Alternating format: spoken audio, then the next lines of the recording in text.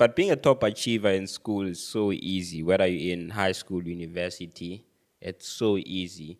They're just little things that you need to change or apply, and by doing them, you can literally amplify your results in school. And today we're gonna be having a conversation about some of the things that I do that help me to amplify my results in school. People usually ask me, Blessing, how do you manage to stay on top of your game? I mean, you're busy with academics, your business, and the new podcast. Let me plug you with an AI tool that will help you take charge of your life. With this tool, you can skyrocket your productivity and you'll never chase deadlines again. Let's jump to my screen and let me show you what I'm talking about. This tool is called Taskgate, and you can organize your work into different workspaces. I have one for my academics, my business, and personal life. And my favorite feature is you can create a project using AI. You can upload your course document and tell it to extract the key dates, such as your exam dates and submission dates. And then after that, it will create a project for you with the key events and also the due dates. And what's nice, you can set your own due date before the actual due date so that you make sure that you finish the task on time.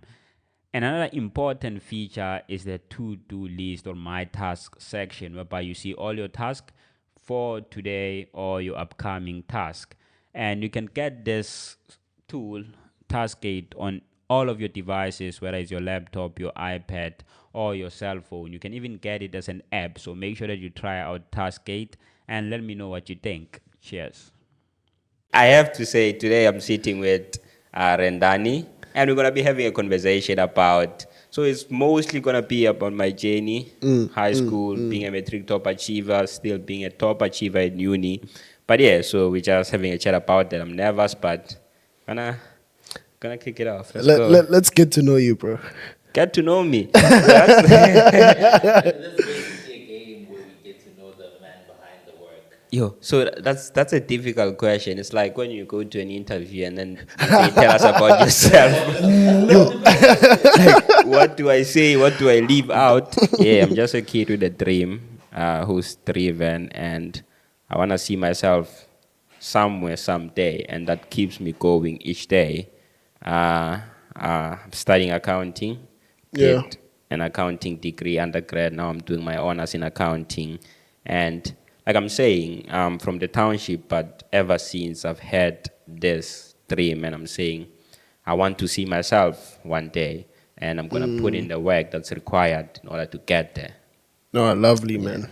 So speaking about Blessing, who is driven and wants to achieve more, I'm going to go through some of your accolades.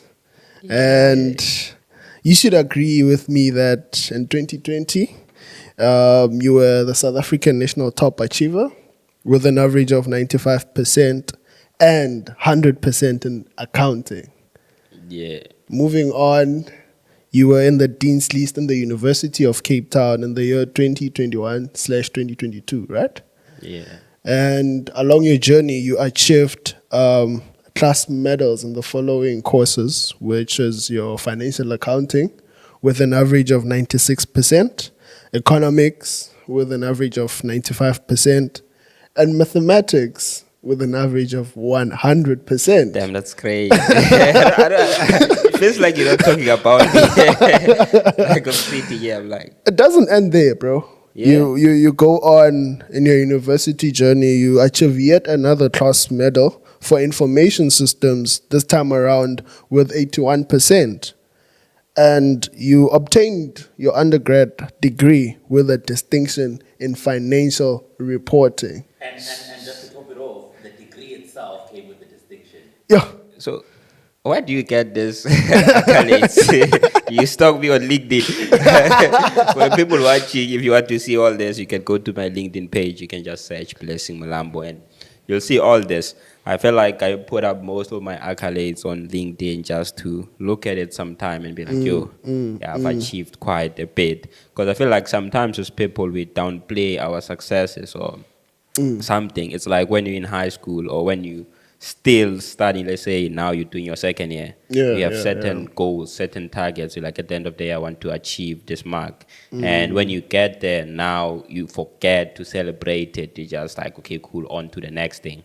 So I feel like life is so fast paced. But yeah, you mentioned being a Matric top achiever in 2020. So just to dive into that, it was a crazy experience because that's something I actually manifested since grade Okay. 6, which is the crazy thing.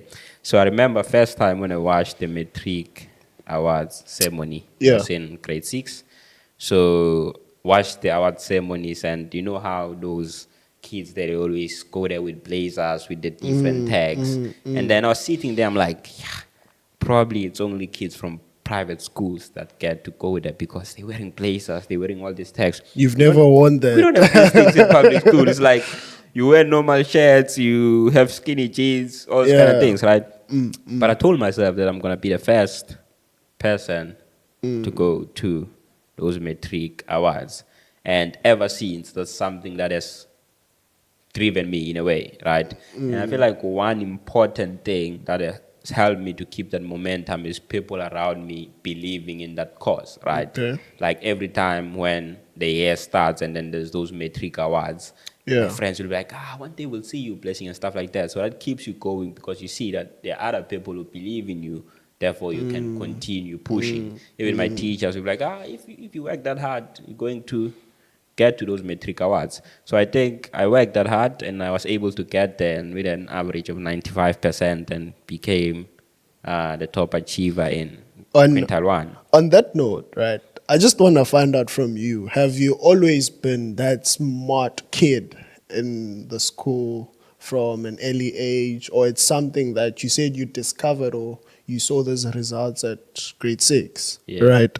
So, was it at that point that you noticed that, nah, I could be like that, I'm that smart, or it's been something that was God given to you? Because I mean, you've achieved a lot, my bro.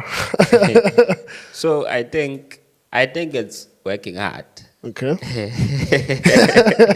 I know most of the times people don't believe. They're like, you just give that, right? So let me just give a bit of background on my journey. True. So I started being a top achiever, if I may say, roughly in grade 4, because that's when I feel like we had our first awards. I remember first time we had awards in school, it was in grade 4. Okay. And I remember I was third place, and then in first place and second place, it was this other two twins, right? They got there. And that shook me. I was like, The twins were fighting you. I was like, nah. Because for me, it was like I knew that, I know it's going to sound a bit bad, but I wasn't jealous. It was a matter of saying, you know how in grade 4, if the teacher likes you, then you can pass. That's how it worked, right? But what I'm basically trying to say with hard work is from grade 1, I've been putting in the work. So I was so privileged to grow up in a family or with raised by a mom who will always tell us, yes, school is important, you must study and stuff like that. So most of the times when people were out, Yeah. I was indoors studying. I remember I used to, we used to have those DBE books. They used to call them DBE books for maths, English, and stuff like that. It Yeah. was like workbooks.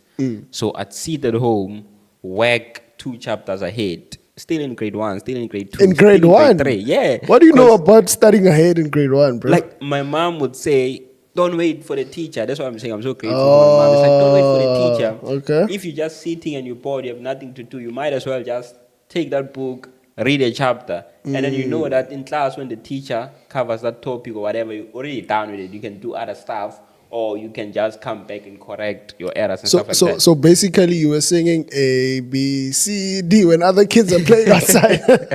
Something like that. Something like that. So that's the thing. So I'm like, I was working ahead and I developed that mindset. Like, okay, cool. I'll always put in the hours here. And I've realized that with that, you kind of have that belief that it's easy to get great marks because you've been getting great marks, you're never behind and stuff like that. So even when you go to those higher grades, you're already ahead. Your mentality is like, I'm a top achiever, which is what most people don't have from a young age. Because I remember I read a study where they say the reason why most students in public school fail, I don't remember why I read this, is because they're behind. Okay. According to research or whatever, a student by grade 4 must be able to read and understand English, right? Okay. If I remember properly.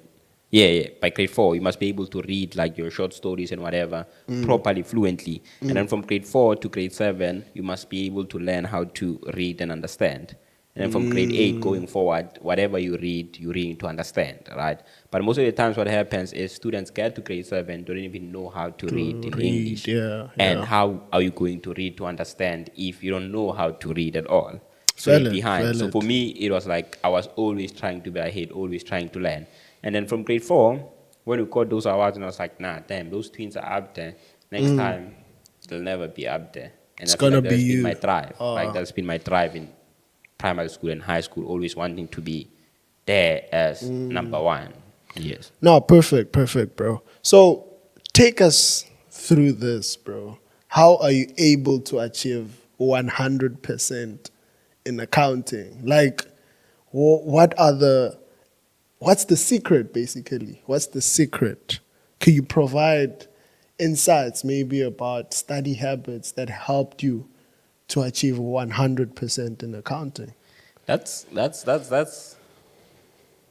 it's simple. It's easy to achieve 100% in accounting. Is it simple? Yeah, especially in grade 12 and also in university undergrad. I know most people are going to come at me for this, but I feel like accounting at high school level and also accounting at undergrad level, it's so easy to understand. It's so process driven. So if you can understand the process, then you'll be able to get 100%. I always tell people this. In fact, with all the subjects in high school, I always tell people this. If you can practice at least 6 question papers before you go to an exam and make sure that after each and every attempt, you reflecting and then you, okay, cool, I went wrong here. The second one, your mark is improving. After 6 attempts, you'll be able to guarantee yourself a 90% plus. When you enter the exam, you'll realize that most of the things that they ask them from past question papers. It's just that now they're changing the numbers, they're changing the company. Only like Yeah, 10% is yeah. new stuff. And if you apply your mind and you know the theory, you'll be able to get 100%. So that has been my thing. With accounting, it's about you making sure that you practice as much question papers as possible. possible, And I was yeah. also privileged that our accounting teacher, she never gave us like homework or whatever from the textbook. We never used the textbook, right?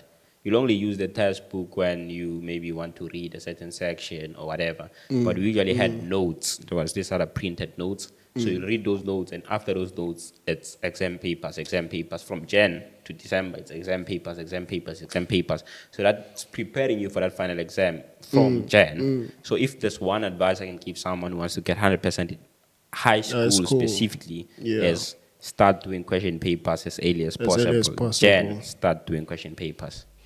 Well, that's interesting because I'm going to add something onto that. You went on to obtain a distinction in financial reporting, which is accounting at varsity, basically. How were you able to maintain this? And were the study strategies that you used in high school the same, or did they change when you got to varsity? I think they slightly changed. Like I said, in high school, accounting, you only needed to practice question papers, right? Obviously, you're practicing, and also at the same time, you're trying to understand whatever you're practicing. But in high school, you know that what you're gonna get in that exam, it's almost similar to what's in those past question papers. You just need to now manipulate the numbers and then write and whatever. But when you get to uni, University, it's yes. more of like a process. It's more of like the principles. So it's about understanding the principles. People till this day, they get shocked. Till this day, Yeah. they get shocked when I tell them that I rarely practice exam question papers before I go and write that exam. I don't do past question papers, right? And they're like, how do you do it? I was like, for my entire undergrad journey, the only thing I did was tutorials. And what's nice is most of those tutorials are extracted from the past question papers, but it's just that it's for a section for that topic. So I'll focus on understanding the tutorial, understanding the principles that are there, understanding the process in each tutorial.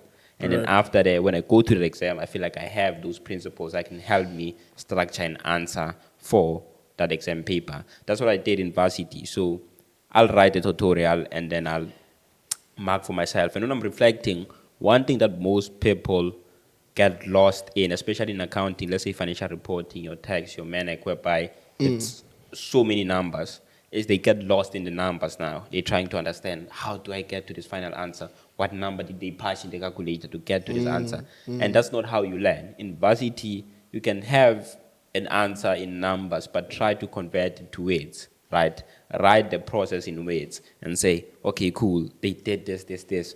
When I see this, I need to do this. You're writing it in words as a story, Yeah. and by doing that, that's how you better understand it. And when you get to that exam, you're not trying to recall those numbers that were in that TAT or that past exam paper you did. You're trying to recall the process. The process, That the when- principle yeah, that like you whenever- got. yeah, Yeah. Whenever I see this, I have to do this. Whenever I see this, I have to do this. The numbers don't matter.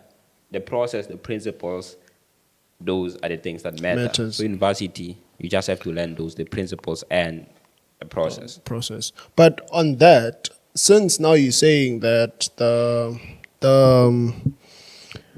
the study habits or the study methods that you used in high school were a bit different when you came to university, how did you find that change? Was it hard? And when did you discover that, that thing of practicing 6 papers before you go and write in in high school won't work in university? Now, so I feel like I was forced to adapt to the situation. Right? Okay. In varsity, one thing I must say is in varsity, there's not time. You don't have enough time, right? In high school, you have so much time to spend on doing other things, so much time to spend on doing past question papers. But when I came to varsity, I realized that there's so much content that you don't get to like practice past question papers on time. Well, that's for me. So Okay. what happens is, maybe let's say for example you get like a 1 week study break, right? Sure. Most people will run and say, I want to do what? I want to do past question papers. Yeah. For me, it's I want to go and reflect on the tutorials that we did. That you did, Read yeah. those notes, those processes that I wrote down. If there's a tutorial that I just marked and I write that process, let me go and write the process. You get what I'm saying? So that's what I did differently when I came to varsity. And was the adjustment difficult for me? I feel like for me, it wasn't difficult. And the reason why I'm saying this is I'm a person who likes adapting to change. And I feel like I do that better because I read a lot of books. I read a lot of self-help books, and then I get these tips. That's why now I'm sharing like study tips on TikTok and my social media platforms, because I read the self-help books and then I get these different techniques, time management tips, your productivity tips, and I try to apply them in my own life, right? So when I came to varsity, I started reading different self-help books around how to manage your time better, how to do that, and then started applying those things. Right. And in terms of the content, it's a matter of like, okay, cool. I realized that, okay, cool. In high school, it was so process driven that you needed to do a lot of question papers. But in varsity, you can get to the exam. If you don't understand the process, then your chances of passing are less. Are less, yeah. Let me find a way that will help me adapt better in varsity. No, perfect. So I'd want to know, have you always been passionate for accounting, or it was just a God-given skill in you?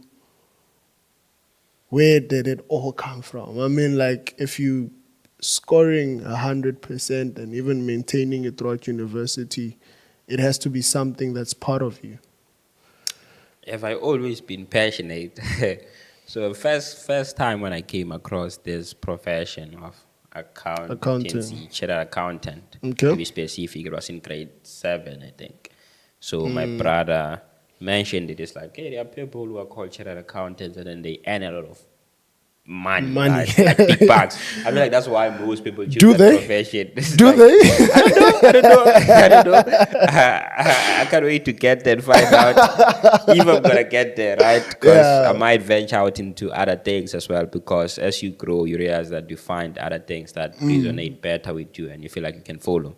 But in the sense of accounting, I got exposed to it in grade 7. It's like, okay, cool, there's a profession called chartered accountants and they make a lot of money, right? And weighing on the different subject that I was doing, we were doing natural science and economy. So it's like, I resonate more with like commerce subjects. Natural sciences, I'm passing, I'm getting your 90 plus.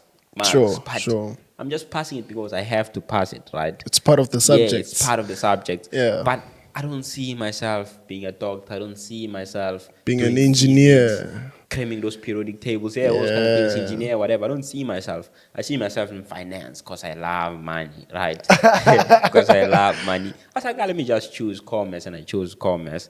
And then as I progressed, I realized that accounting was so practical to me. And the reason why I feel like I enjoyed it, it was because it was speaking about businesses, right?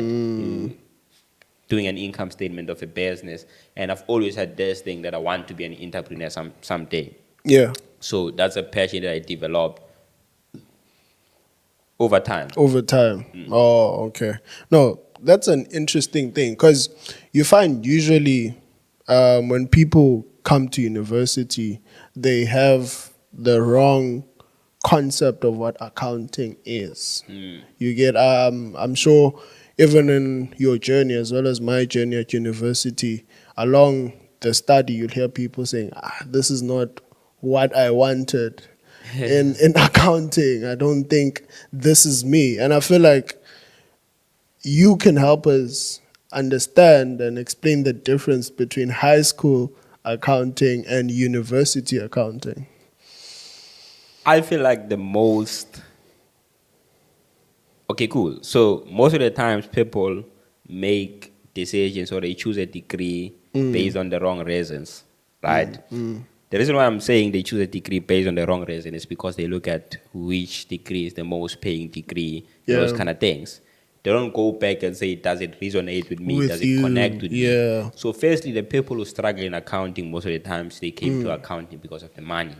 Okay. When they get there, they realize that, nah, this is not something I love, right? And secondly, with your thing of saying, some of them really did pass accounting in high school. Yeah. But it's a question of, you can pass something, but you really don't love You it. don't love it, right? yeah. Like I said earlier, that in high school, you can practice 6 question papers, and then you're somewhat guaranteed To pass. get that 90% Yeah. plus to pass the course, right? To pass that subject. So most people, they do that, right? They perform well in accounting in high school and be like, I'm good in accounting. But they were just practicing past question papers. They were just running those numbers in grade 12, Okay. doing those basic accounting things. And then they come to uni. First year, most of the times, still the same thing. Yeah. They passing and whatever until they come, they do the conceptual framework. Why now we writing essays in accounting?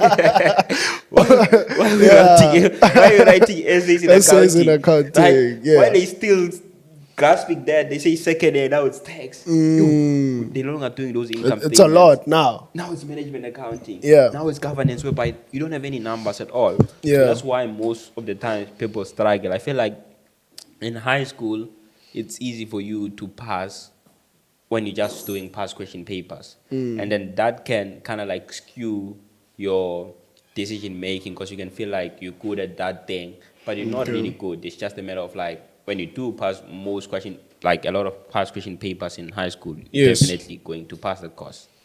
So Subject. if there's someone asking that, how do I know that these subjects are meant for me? Like you said, when you were choosing subjects from the get-go, you resonated with accounting because you fell in love with business.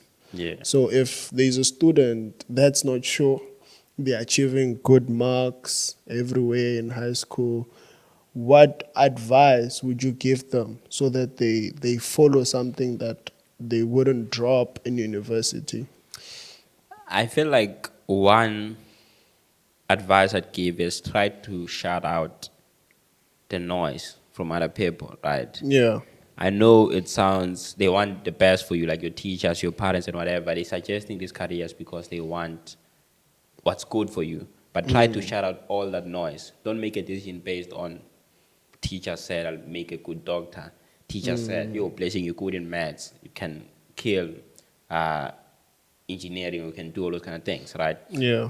Make a decision because you did your own research, right? So I remember in grade 12, I used to watch videos on YouTube on chartered accountants and stuff like that. Yeah. And then I'll find those different people who explain what's chartered accounting. So I'm like, this is something I resonate with. If I were to do something, this is something I'll do. And I'll go and search videos on people explaining what's actual sciences, Right? And I'm like, I hear them talking, but I don't see myself. It's doing not this. you, bro. I don't see myself doing this. And cliche enough, it's like I got 98% in maths Yeah. in high school, so I did qualify for actual sciences. But it's a matter of saying I knew from the get-go this is not something that resonates with me Resonates from with watching you. the different videos and also doing my own research. So I'd say do your own research Okay. and dig deep inside and say what's something I can enjoy, right? And I'm not saying you're gonna make the best decision. I'm not saying that the decision that you're gonna make is gonna be the best one. Yeah. But at least try to do your research so that you make sure that you make an informed decision. And another important thing I can say is, for me, I think I've made up my mind since grade 10 that I want to see myself in the commerce space. I Oh, enjoy okay. commerce subjects more. That's why I Yeah. chose the commerce stream. So I feel like what's nice about the build-up of school is there's always room for you to pivot, right? Like in grade 10, you choose commerce, and I'm doing economics, I'm doing business, I'm doing those kind of things, right? When I go to uni first year, I have a choice of registering for economics, for Economics, accounting, yeah. for XI, and To get a whatever, feel of right? everything. Get what I'm saying? Yeah. So one advice I can give is, even universities is nice, like UCT, they give you an option first year. They say you can enroll for any degree Any in commerce, degree, yeah. accounting, and you get exposed to economics, you get exposed to information system, you get exposed to all those kind of things. When you're doing those courses, make sure that you engage and you realize that, I registered for accounting, but I really enjoy information system. Yeah. And then second year, you can switch. And what's nice is you don't need to start from scratch because You already have the you already have entry level. Yeah, all the first year courses. So everyone in a commerce degree does the same courses in first year. So I think the way they build up their system or their structure is there's always room to pivot.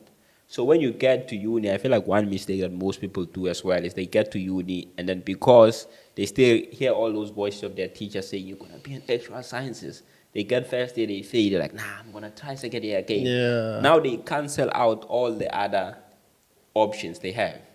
They don't like, True. but I enjoy accounting. I feel like I Yeah. can make a good accountant. Let me just pivot and go to accounting.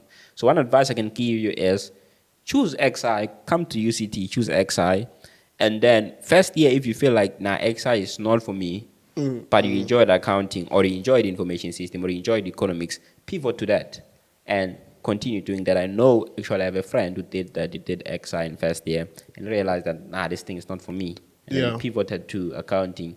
Now he's working at the Auditor General. And doing well. He's enjoying his job. And you see, one thing that I'm picking up from you, it's very important for you to be honest with yourself. As much as you are shouting the noise outside, it's also very important that you be honest with yourself. Definitely. Look at the things you like, that you're good at. And in you being honest with yourself, you'll never lose what is meant for you. You'll never. Because I feel like as people, it's easy for us to lie to ourselves based on the standards that other people have set for us. Yeah. Right? Blessing, you'll make a good doctor. Now you don't want to drop out of that medical school or whatever because you think, yo, when I get home and I tell them I'm studying law now, hey, it's going to be like It's I'm a gonna be- failure. And it's not like that. Like my mentor, let me tell you about my mentor. My mentor is a head, what do they call them? Headmaster Okay? at this private school in Johannesburg, right? Yeah. And I remember we had a conversation of what's success for you, right? And he said, if you can get to the point whereby you can define success for yourself, Yeah. not looking at other people's Other standards, people, yeah. then you'll be successful in life because you know what you want. And he said he went to uni. I don't know which course he did first year. Oh, he enrolled for law. Because Okay. everyone was telling him, yo, you good in English and You got can- great marks. You can be a good lawyer. You can be a And then good he went. lawyer, yeah. First year, he didn't enjoy it at all. And then after some time, I was like, I'm switching to go to education. People started saying, that top achiever is doing education. He's doing this. Now he's doing his job. He's a headmaster. He enjoys his job. He enjoys giving back to the young kids. Now he's mentoring different people. And I was like, that's powerful. Because I feel like as people now we're saying medicine, XI, and all those kind of things are the top degrees. But once you pivot into education, it's like, We won't all be the same, bro. that's the thing. What's meant for me can't be for you. Just be honest with yourself. Let's move on, bro. Did you do it yourself? Did you engage in any mentorship? Did you have guidance along your journey? And if so, how important was it for your achievements or for the accolades that you got? Mentorship. I feel like most of the times we have a skewed view of what's mentorship. We feel like having a mentor is having that one person who's older than you, who's experienced life, who can guide you in ways whereby you can't go. Yeah, that's one form of mentorship whereby you have someone who has walked Yeah. the route and then can guide you. But sometimes mentorship is someone who's the same age as you can mentor you. Yeah, true. Someone who's in a completely different industry can mentor you because they have life lessons, they have different skills and whatever, it can guide you to a certain place. So did I have mentors? I feel like I did. And it stemmed from my family members at first. If I tell you a story, I think I omitted this. The first person who ever preached about the Matric awards and stuff like that was my bro. Okay. I was like, God damn, there's this Matric top awards and whatever it is. And that's how I got exposed to them. That's how I started watching them. UCT, my brother was the first person to come to UCT, right? Through those things, those people would guide you and say, UCT is the best uni in Africa. That's probably something I would have never thought about if I was just by myself and whatever. So I feel like mentorship is people who are around you and then they guide you. And I feel like even in my undergrad journey, I did get a lot of mentorship, right? And also in terms of entrepreneurship too, like I have a bursary and Ellen Gray, I should shout out to Ellen Gray. So Ellen Gray Obvious Foundation. So what they do is they give you a PO. So a Okay. PO is basically like a life coach, right? So you work with them throughout the year. You set goals for your different spheres of your life. So we use this model called the wheel of life, right? Saying that your life is divided into different spheres. It's your academics, it's your finances, your relationships, your social life, your spirituality, and all those kind of things. So Okay. you must try and balance all those spheres, right? So what we do with the PO is you will set goals with them at the beginning of the year on all those different spheres, and then you work on those goals. So you define tasks that you're gonna do to work towards those goals, and then throughout the first quarter we work towards those goals, and at the end of first quarter you go and update those goals, right? You go and reflect Yeah. again and say, from the point I was at the beginning of the year, was there anything different? You update the scores. Then you say, oh, cool. I was able to improve on this one and this one and this one and this one, and these ones are still lacking. Let me try and set goals for them and then improve from that. improve. So that mentorship helped me to try and focus on all the different spheres of life. Because sometimes academics won't be going well. And then I go there and I'm like, yo, yeah, academics, they showing me flames, right? Yeah. And then it'll be like, but look on the bright side. Look on the bright side. Your social aspect is going well. Your entrepreneurship aspect is It's going going well. So, as much as this one is a setback, you're going to bounce back. Now let's set goals on that, and then we'll be able to move. So I feel like mentorship is very important because now you have these different people who guide you, and also in the sense of like just having conversation with people who have done it. For example, if maybe you're in second year and having a conversation with someone who in fourth year, right? Like, hey, how do you do it and stuff like that. They're able to give you those tips that you can apply in your life yeah. and then be able to elevate. 100%, bro. Because I feel like one of the mistakes that we do as students, especially from transition to high school and university, is that we solely focused on education, on good grades only. And the moment you get to university, you get to understand that it's not only about that. It's not about good grades only. There are a lot of factors that contribute into you excelling at university. And this brings me to my next question to you.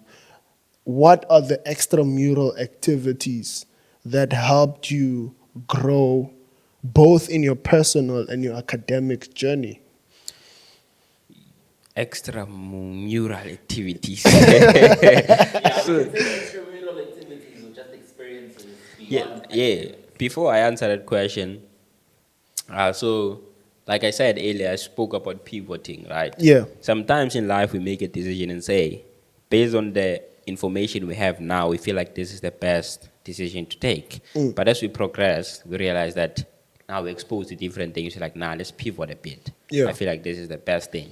So one thing I can say to university students is when you get to uni, make sure that you explore as much as you can. What do you mean exploring? Make bro? sure you explore as much as you can. What are you exploring? If you've always had a dream of being a musician someday, but you've never acted on it, when you get here, make sure that you start learning about the music business, start learning how to produce your own music, buy a mic if you can, start recording your own music, start pushing your own music, explore as much as you can, because I feel like I always tell this to people that I'm so different in the sense of I make decisions in a different way. I feel like most people, what they do is they have an end goal, and whatever the decision they make is based on, I want to reach that end goal, right? Which is the correct way of thinking. I also apply that to a certain extent. Yeah. But my thing is always saying, at the moment, let me reflect on all the options that I have, and let me take the best decision I can take now, right? Let me take the best decision that can move me one step closer to whatever direction. I'm not saying, I guess what I'm trying to say is, I've seen this trend whereby most people say it will end in CASA, right? It will end in CASA. And since first year, even today, I always tell people this. Being a CA is not the end goal for me. They're like, Blessing, why are you doing GDA then if CA is not the end goal Why for are me? you suffering? I'm like, for me, it's saying, Yeah. I know whatever experience I put myself under, I'm learning something, I'm becoming a better person, right? This GDA and whatever it is crushing me right now. But it's Sure. not just crushing me in vain, I'm becoming a better person, right? I'm learning certain skills. So I'm going to say, whenever I'm making a decision, I'm putting myself, I'm going to do the hardest thing so that it crush me and I become a better person. But most people will say, CSA is the end goal. What shortcut can I take to get there? Get what I'm saying? That's the thing. So extra, I feel like I went on a tangent. I didn't even speak about the extra activity. No, it's fine because even before you go there, I feel like you're bringing one valid point that we tend to avoid as people. It's the thing of a struggle or failure. I feel like sometimes as people, we have a negative mindset towards it, that if you're going through a challenging time or if you're under pressure, if you have failed, you tend not to see the other positive side into it, Yeah, that I'm growing, True, I'm true. becoming better, I learned something that I didn't learn. yeah. And I feel like you could also share something. How was it failing your first test? Yeah. So I always. Have you failed? at this? So are we jumping from extra viral to We failing? will get back. We'll get back. You to- just brought something that is very crucial that I feel like we can't just. Yeah, so I'll just mention on that. I feel like as people, we're scared of failing, that we take shortcuts. Before I mentioned that I failed, I've failed the test. But before I get there, I must say that, for example, when I said we try to take the easiest route to get to our final destination, because we're so fixed on the final destination that we don't value the process of becoming, right? The process of growing, right? Like I'll give an example at UCT. If you want to end up being a chartered accountant, they have 2 degrees that you can take. You can either do BCom or you can do PPSI, right? Yeah. PPSI is 4 years, BCom is 3 years. What will most people choose? 3 years 3 years, because I want to take the fastest route to get to get the degree and get, the out. degree. But you Yeah. realize that there's so much you could have learned doing finance with accounting, Finance because now as you have 2 well. majors, Yeah. right? And even when you get to postgrad, you do this thing called management, accounting, and finance. It was going to prepare you well enough to go and do that. I know some people might disagree and say we did do finance with accounting, but he didn't prepare. Yeah. But it's just a matter of like, now I know people did finance with accounting, and by the end of the 4 year, by the end of their 4th year, you're like, hey, you don't want to be an accountant. I don't want to be a chartered accountant. I just go find a job at a bank. And then now they're working well, they have like good salaries. Yeah. But if you did BCom, I don't think you have that option, because You have to continue, bro. with the BCom degree, like, I don't know what you need to do to convince people that you workplace ready, if I may say, right? But if you did PPSI, it would be a different conversation. So I think the point I'm trying to bring up is, we shouldn't choose the easiest route every time because we're so fixed on the final destination. We should value the process of becoming. right? And have I failed a test before? I have failed a couple of tests. A Right? couple? A couple of tests, and I can't recall and pinpoint to the specific ones. If I do, I'm gonna bring them up. But I feel like what most people don't understand with being a top achiever, right? Let's even talk about high school, university, right? Being a top achiever. I think one of the things you didn't mention is in second year, I was also in the top 5 in my entire degree, right? Sure. Like top 5 in my entire degree. At university? At university. Of Cape Town? Yeah, of Cape Town, like top 5 in the entire degree. And I remember it was other people, yeah. So what people don't realize is they always see the end goal, like the final results, because that's what's awarded, right? Yeah. But they don't see the process. The during journey. year. It's not like if I got 90% as my final mark in the first test, I got 90% as well, right? I'll give you a story. So second year we did governance. I feel like that's the first course where I got crazy low marks. Governance, I remember my first mark was 50% on the dot. Yeah. Right? 50% on the dot. From 90s and 100s Yeah. to 50%. 50% on the dot. And then I'm sitting there, I'm like, 50%? It's chill, right? It's chill though, but I know I'm going to improve, right? I think it's that thing of me a growth mindset that this is not the end of the road. This is just a test. It counts for 10% of your final mark, or it counts for 10%. Let's say 10%. Yeah. Right? Actually, let me rewind. Governance, I ended up getting a mark of, I think, 78% for my final mark, whatever it is. Yeah. But let me rewind to first year. I actually forgot this. I got a class record in economics, right? Yes. I got 95% as my final mark. Yeah. Till this date, when first years come to me and say, Blessing, can you please help us writing our ecos essays? And I always have the same answer. I was like, I'm not going to help you because I've always failed those tests. Those essays. Essays, right? yeah. I've never gotten above 55% for an essay in ecos. Now you ask yourself, your final mark was 95%, but you say you were getting 55% for the essays. I didn't let it break me, right? When first they say I got 55%, I think, on the dot, I was like, yo, that's a low mark. But I was like, it only counts for like 10% towards your final mark. So that means if I got half, I've lost 5%. I'll make sure that I put in more effort to pass the other The assessments, next one, which I'm yeah. good at, right? The test, I make sure that I pass, I get those crazy marks. Equals, when it comes to the essays, I'm bad at them, so I'll get my 55 and 55%. So I guess what I'm saying is it's a process. It's a process, right? So yeah. the first test, you might fail it, but you don't need to accept and say, yeah, now I'm a failure, now I hate economics. Don't You beat must yourself just hard. keep going, Yeah. keep going. And there's this other friend of mine, which is crazy. The other day, I had a conversation with them, right? And I asked them, I'm like, yo, dog, you always, like, you motivated, you working. Like, are you passing? Like, are you passing? Like, are you getting, like, great marks? Because it feels like most people are suffering. And then it's like, I'm not getting great marks, which is crazy. But I believe that as much as my marks don't reflect now, but one day they will. They right? will. At the end of the year, they will. I might get 40% for this test now, and then for the next test, and get 44%. As much as I'm not getting 80s, but there's an improvement.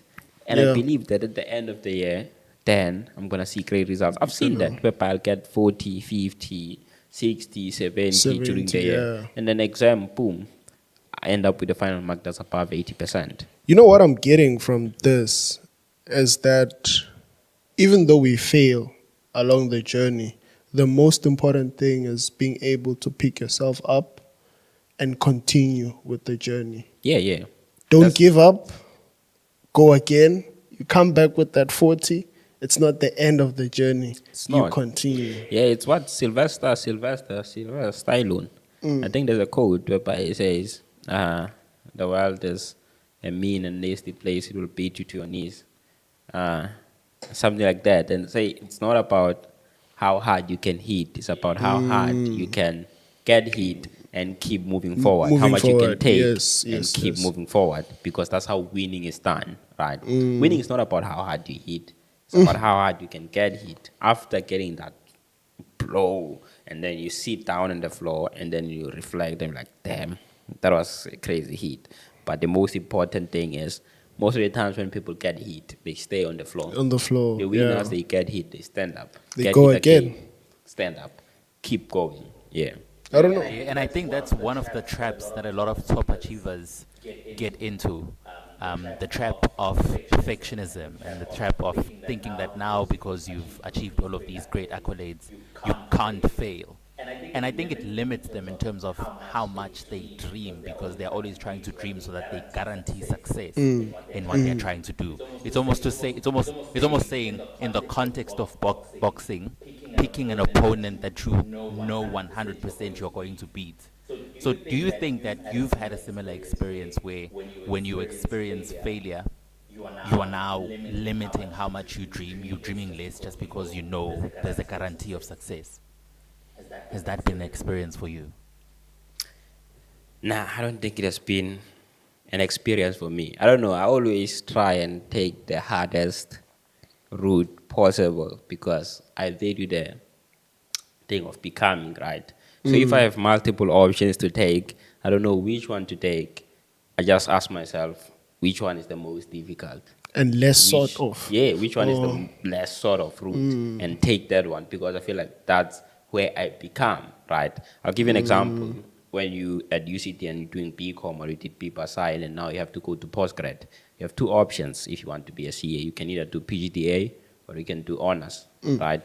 And I sat down and really thought about it. I'm like, I have these two options, right? And for me, CASA is not the end goal per se, right? But now I have these two options that I can take.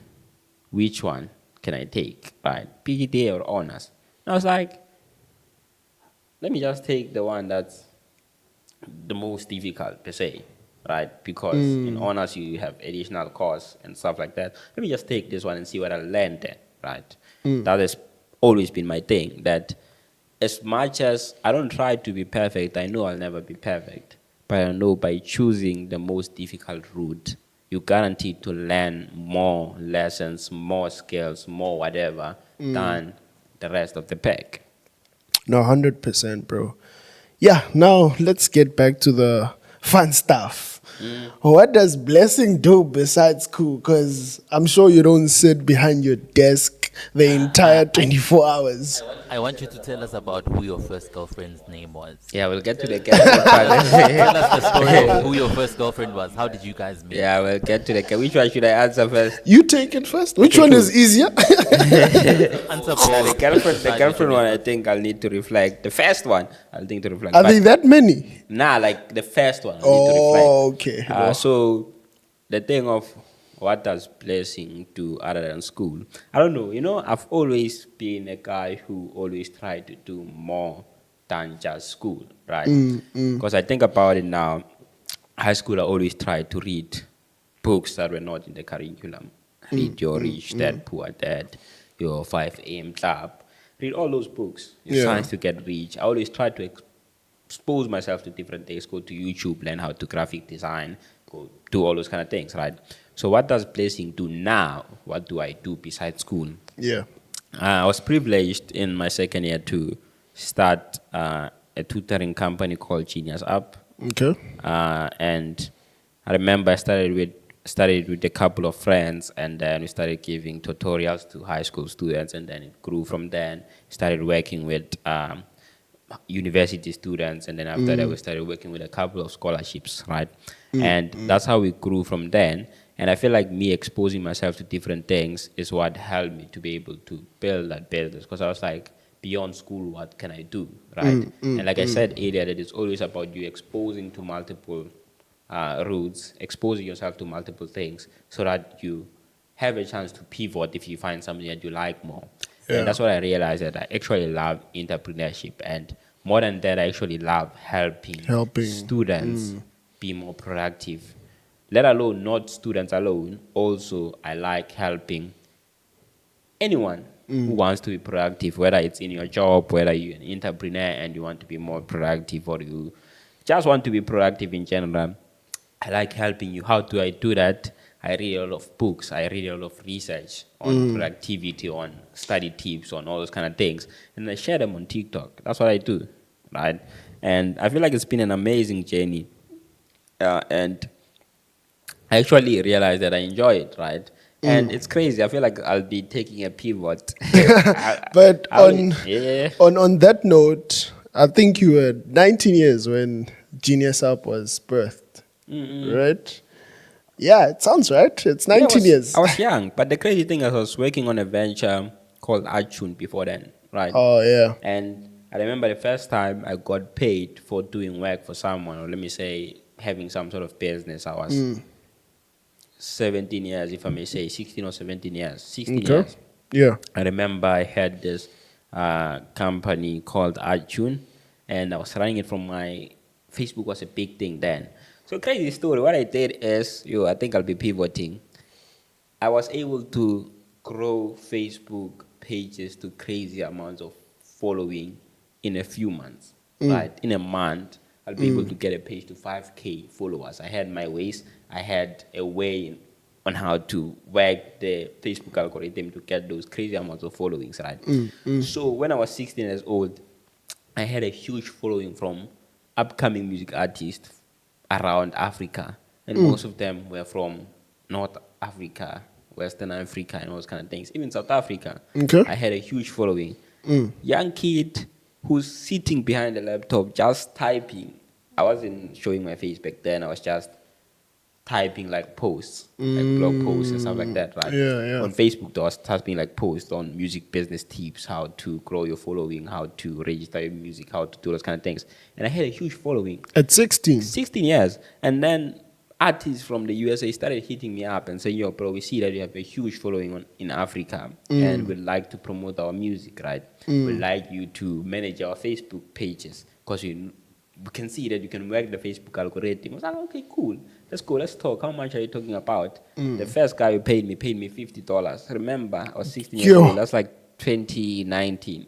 Paid me $50 for me just to start a Facebook page and run his ads, right? Yo. Post this Facebook thing. And it was crazy. I did it for the first run, got crazy numbers. And then it was like, okay, cool. I'll pay you. Second month, $50. And I was like, hey, these people can pay $50. $50 is a lot. There's money. So How what? much is it in South African I think rands? 900 was somewhere 900. Yeah, about 1,000. About At the 1,000. age of 60. At 16, Yo. the second one I got, I was like, okay, cool, I can do this. Since now people trust me because I have this following, let me go and approach people, right? Approach people. This other artist said, I'll pay you $200 for you to run all my Facebook pages. That's Yo. how much. At 16 years old, I remember that's how I bought my first computer. So for me, it was always been exposing myself to different things, exposing myself to different areas of life because I believe that there's a lot to learn in this world, right? No. There's no one set route. I can't just say because I want to be a chartered accountant, I'll only do this, right? There are different things you can do. No, 100%.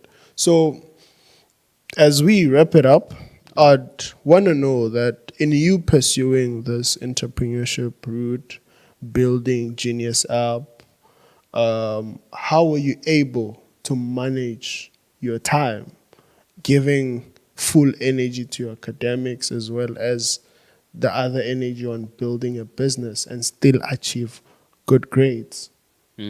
How were you able to do that? That's an interesting question. So I always say one misconception that students may have is the more hours you study, the higher the mark you get. I always tell them that's not true. That's not true. Because you see people who cross that 5 days in a row, thinking that now they'll get 90% plus, and when they don't, they get demotivated, they get crushed. And I always tell them this. There's a simple formula to getting high marks or being a top achiever, right? The simple formula is work accomplished is equal to the time spent studying times the intensity of focus. Okay. So you have two variables that determine how much work you have done. Number one. Right? It's the time spent studying or your intensity of focus. Okay. Explain So- that. That's the formula. Work accomplished is equal to time spent studying, Okay. times intensity of focus when you're studying. So those are the two variables. It's either you can increase the time spent studying so that you can get more work covered, Okay. or You increase the you intensity. increase the intensity of focus I when hear you're you. studying, Yeah. right? Most students will go to the library, they cross night, but they only at their highest intensity for an hour. The rest of the time they're just chilling, they're scrolling on TikTok, they're watching YouTube videos, Yeah. they're relaxing on. Some of them they can stare at the book for 2 hours, but there's nothing they're doing.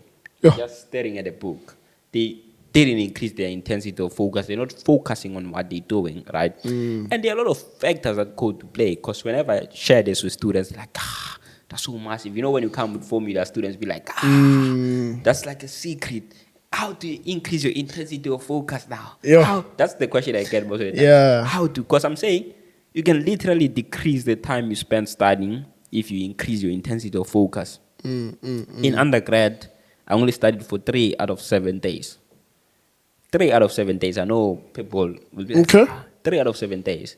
Because in that 3 days, I'll go like crazy. My friends, they know in 3 days, they wouldn't see me because I'm going like crazy. You'll be giving it your all. Yeah, but the other 4 days, they just see me roaming around there, doing my own things. They're like, hey, this one never studies. But Okay. in 3 days, Yeah. I'm there. My intensity of focus is high. And our students usually ask, how do you increase your intensity of focus? That's why I share a lot of tips that I share.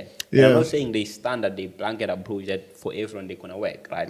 For me, there are different ones that work, like Pomodoro technique. And the other day I was watching my videos and I was like, fuck, this is so smart, Blessing, right? Because I don't want to lie, I share tips from personal experience. Yeah. So it's like one thing that hampers people from increasing their intensity of focus when they're studying is because they have a lot on their mind. So from personal experience, because I do a lot of stuff, right? Yeah. I'm tutoring for UCT, I'm a subware, and I'm running my entrepreneurship pursuits here. I want to build Genius up. Now I have a podcast. Now I have this and whatever it is. So I have all these different things, and now I have to focus on my academics.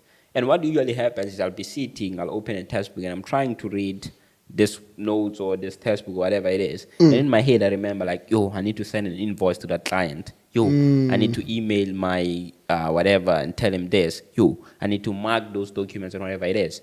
So what happens is because there's a lot of things that are running in my mind, if I force myself and continue to study, You won't get it done. yeah, I won't be able to focus because my mind will keep those things in mind because it's scared that if I forget, I'm not going to do them. So as much as I'm trying to focus, I'm not really focused because my mind is trying to remember that, I need to send an invoice to that client, I need to do this. And I was like, here's a tip to solve it. Whenever you're studying and then you remember, I need to send an invoice to this client, just write it down. Right? Have a to-do list. Once you write it down, it's easy for your mind to be at ease and forget about that thing because you know that you've written it down. It's not going to get lost. 100%. Later, when you're done with what you're doing, you can go back and be like, oh, I said I want to send an invoice to this person and send an invoice. So there are those little tips that you can apply in order to amplify or increase your intensity of focus. And that's why I share tips on TikTok. 100%, bro. Man, I just want to take this time and appreciate the good work that you are doing. And most importantly, the heart of giving back to the community. This that you've started, the Genius app, also the podcast, also the TikTok account. And make sure you follow, subscribe, and also like on TikTok. But Yeah, you're definitely. doing an exceptional work. And from a person who has seen the journey throughout, it's been exceptional. And with that said, make sure that you tune in for part 2. Nah, definitely, man, definitely. So is that how we close it? Yeah, we're done. How long have you been running? An hour. Nah, that's perfect. That's proper. We're done. Yeah, that's proper. Now we can pause. You can pause the audio. Pause. Yo, blessing talks, bro. Yo, I don't know what I was.